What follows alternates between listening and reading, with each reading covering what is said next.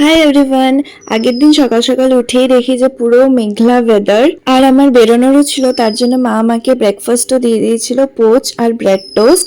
Breakfast করে ready ফেডি হয়ে আমরা বেরিয়ে গেছিলাম। তারপরে মেট্রোতে ওঠার পরে তো দেখি পুরো ঝমঝম করে বৃষ্টি পড়ছে। তারপরে কোনোভাবে আমি আমার ফ্রেন্ডসরা মিলে পৌঁছে গেছিলাম কালীঘাট মেট্রো স্টেশনে। আমরা গেছিলাম লেক মলে ককটেল 2 মুভিটা দেখতে। মুভি শেষ হওয়ার পরে চলে গেছিলাম কেএফসিতে, কারণ সেদিনকে একটা অফার চলছিল ওখানে। তারপরে গেছিলাম ওয়াও মোমোতে মোমো অর্ডার দিতে। আমরা নিয়েছিলাম কুরকুরে চিজ মোমো। খাওয়া দাওয়া করার পরে ফটো ভিডিওস তুলে দেন চলে গেছিলাম বাড়ি। আমার বাড়ির সামনে তো পুরো জল ছিল, কিন্তু আমাকে পড়াতেও যেতে হতো, তাই এরকম জলে আমি রিক্সা করে গেছিলাম পড়াতে।